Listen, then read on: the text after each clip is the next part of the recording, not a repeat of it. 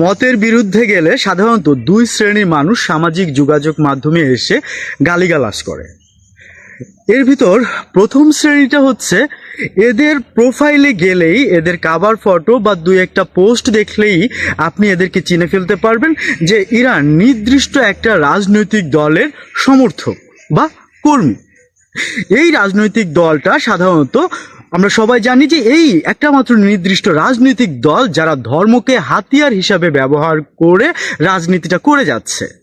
হ্যাঁ, আর একটা শ্রেণীর মানুষ আছে যারা হচ্ছে তাদের প্রোফাইলে একজন গালিবাজের ছবি রেখে দিবে। হ্যাঁ, এরা একদম ক্লিয়ার আপনার কাছে যে এরা তাদের আদর্শ হিসাবে ওই গালিবাজকে মানে, এবং এরা সামাজিক যোগাযোগ মাধ্যমে এসে আপনাকে গালি দিবে। এছাড়া মতের বাইরে গেলে অন্যান্য মানুষ যারা আছে তারা এসে আপনার সাথে যুক্তি তর্ক করবে, তারা আপনাকে প্রমাণ দিবে, তারা আপনাকে তাদের বিভিন্ন যুক্তি তুলে ধরবে। কিন্তু এই নির্দিষ্ট দুই শ্রেণীর কাছে কোনো ধরনের কোনো যুক্তি নাই, কোনো ধরনের কোনো তর্ক নাই, এদের একমাত্র সম্বল হচ্ছে গালি দেওয়া। এবং আমাদের ধর্মে, ইসলাম ধর্মে বলা আছে যে যারা গালি দেয় তাদেরকে তাদের সাথে তর্কে না যেতে, মূর্খদের সাথে তর্কে না যেতে।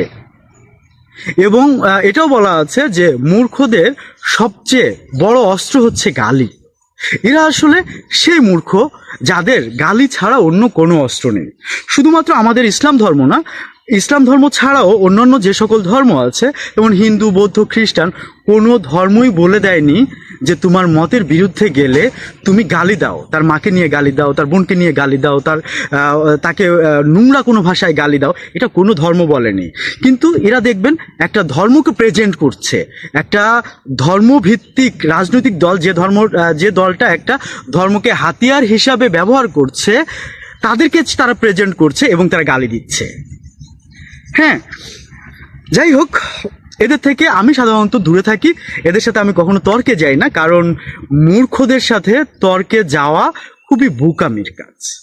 এরা আবারও আপনাকে গালি দিবে, এদেরকে আপনি একটা যুক্তি তর্ক দিয়ে একটা কিছু বোঝাতে যাবেন, তখনও তারা এসে আপনাকে গালি দিবে, কারণ এদের একমাত্র সম্বলই হচ্ছে গালি। হ্যাঁ, এবং দেখবেন যে এই পোস্টে এসেও তারা তাদের কাজটাই করবে সাধারণত। যাই হোক, ধন্যবাদ সবাইকে, ভালো থাকুন, গালিবাজ থেকে দূরে থাকুন, আর স্রষ্টার কাছে প্রার্থনা করুন যে এই গালিবাজদের মগজে যাতে একটু বুদ্ধি দেয়, একটু মগজটা যাতে একটু কাজ করে, যাতে এরা গালি থেকে বেরিয়ে এসে যুক্তি তর্ক দিয়ে কথা বলতে পারে। স্রষ্টা তাদের ভালো রাখুক। ধন্যবাদ সবাইকে।